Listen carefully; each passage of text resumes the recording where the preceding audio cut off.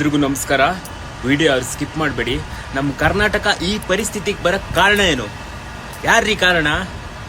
ರಾಜಕಾರಣಿಗಳು, ಮೀಡಿಯಾಗಳು.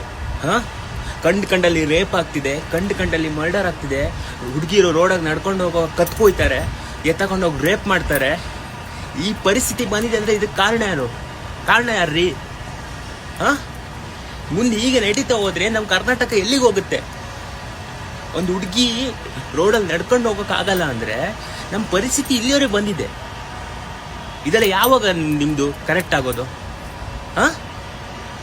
ಬೇರೆ ದೇಶ ನೋಡ್ರಿ ಹೆಂಗಿದೆ ಅಂತ. ಒಂದು ಹುಡುಗಿನ ಕಣ್ಣೆತ್ ನೋಡಿದ್ರೆ ಅಲ್ಲೇ ರೋಡಲ್ಲೇ ಕಡ್ದಾಕ್ಬಿಡ್ತಾರೆ ಅವ್ರನ್ನ. ಆ ಥರ ಸಿಸ್ಟಮ್ ಇಲ್ಲಿ ನಮ್ಮ ಕರ್ನಾಟಕದಲ್ಲಿ ಬರಬೇಕು. ಇಂಥ ವಿಡಿಯೋ ಯಾವ ಬೋಳಿ ಮಕ್ಕಳು ಶೇರ್ ಮಾಡಲ್ಲ. ಯಾಕೆ ಶೇರ್ ಮಾಡ್ತಾರೆ? ಏನಕ್ಕೆ ಶೇರ್ ಮಾಡ್ತಾರೆ? ಇಂಥ ವಿಡಿಯೋನ ಶೇರ್ ಮಾಡ್ರಿ. ಎಲ್ಲರೂ ಧ್ವನಿ ಎತ್ತಿ. ನಾನು ಒಬ್ಬ ಇಲ್ಲಿ ಬಂದು ಮಾತಾಡಿದ್ರೆ ಆಗಲ್ಲ, ಪ್ರತಿಯೊಬ್ಬರು ಮಾತಾಡಬೇಕು. ಮಾತಾಡೋರ್ಗಾರ್ಗೂ ಸಪೋರ್ಟ್ ಮಾಡಿ, ಫಾಲೋ ಮಾಡಿ, ಈ ವಿಡಿಯೋನ ಶೇರ್ ಮಾಡಿ, ಲೈಕ್ಸ್ ಮಾಡಿ. ನಿಮಗಂತೂ ಮಾತಾಡೋಕ್ಕಾಗಲ್ಲ, ನಾವು ಮಾತಾಡೋಕ್ರು ನೀವು ಸಪೋರ್ಟ್ ಮಾಡಲ್ಲ.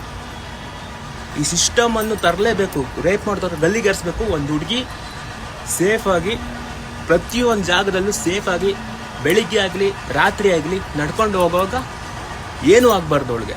ಆ ಥರ ಸಿಸ್ಟಮ್ ನಮ್ಮ ಕರ್ನಾಟಕದಲ್ಲಿ ಬರಬೇಕು. ಅಲ್ಲಿವರೆಗೆ ನಾನು ಹೋರಾಡ್ತೀನಿ. ಈ ವಿಡಿಯೋನ ಶೇರ್ ಮಾಡಿ, ಹಾಗೆ ಲೈಕ್ ಮಾಡಿ. ಪ್ರತಿಯೊಬ್ಬರು ಈ ವಿಡಿಯೋ ನೋಡ್ತಾ ಇದ್ರೆ ಧ್ವನಿ ಎತ್ತಿದ್ರ ಬಗ್ಗೆ ಧ್ವನಿ ಎತ್ತಿದ್ರೆ ಮಾತ್ರ. ಜೈ ಕರ್ನಾಟಕ. ಮತ್ತೆ